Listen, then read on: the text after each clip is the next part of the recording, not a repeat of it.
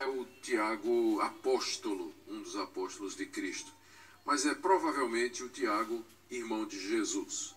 E você encontra a relação dos irmãos de Jesus no Evangelho de Marcos, capítulo 3, por exemplo.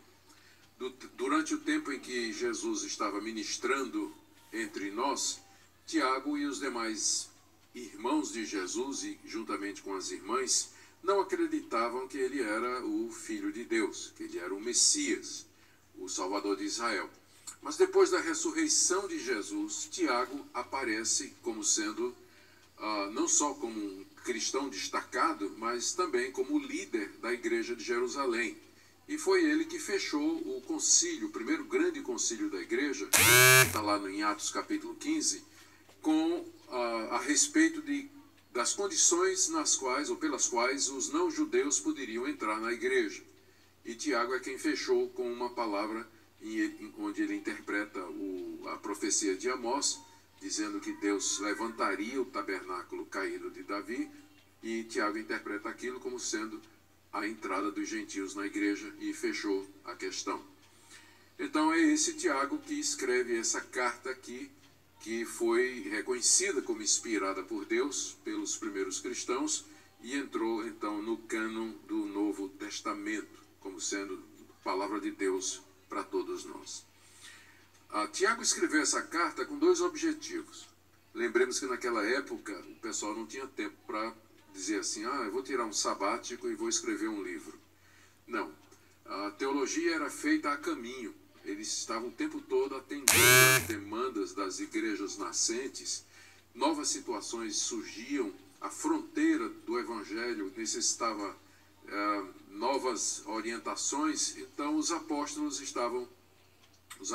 e os homens apostólicos como Tiago estavam sempre envolvidos com esse tipo de coisa, não é?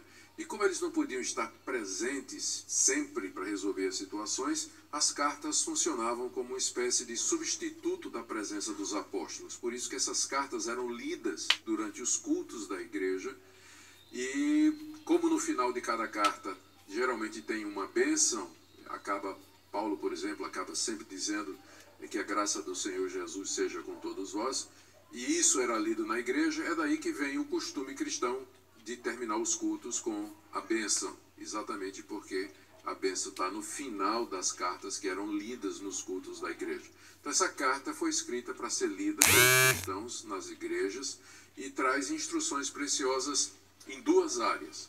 Tiago escreveu primeiro para ajudar aqueles crentes que estavam passando por sofrimentos e angústia. A carta é muito voltada para a questão do sofrimento. O capítulo 1 inteiro, Tiago dá cerca de 6 ou 7 orientações sobre como eles deveriam enfrentar as angústias e problemas que eles passavam, que tinha a ver com doença, opressão financeira, tinha a ver com hostilidade dos vizinhos pagãos que os detestavam por conta do evangelho e outras mazelas que fazem parte da vida comum.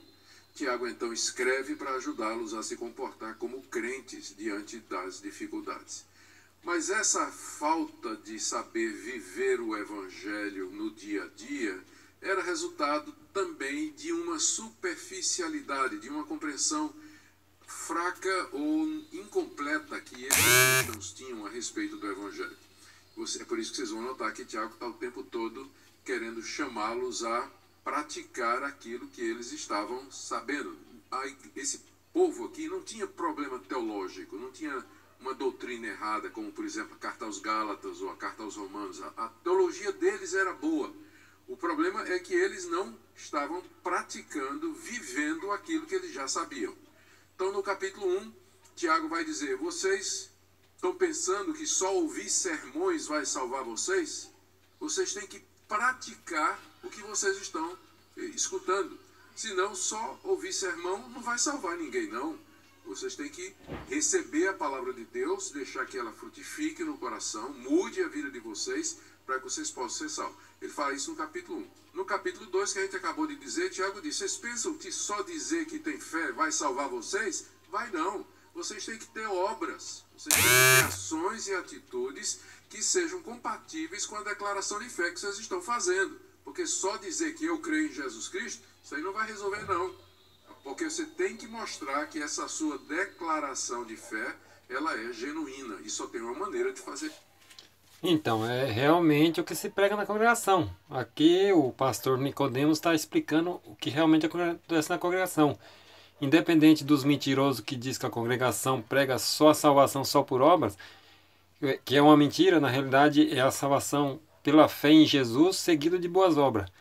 Que não vai adiantar nada ter a fé, que os demônios também têm fé, acreditam na existência de Deus, mas não pratica boas obras. E aqui o pastor Augusto Nicodemos explica realmente o que acontece, o que é pregado na congregação. E muitos mentirosos que exaltam a presbiteriana, porque estuda, acha que um pastor como esse aí não vai falar a mesma coisa que se fala na congregação.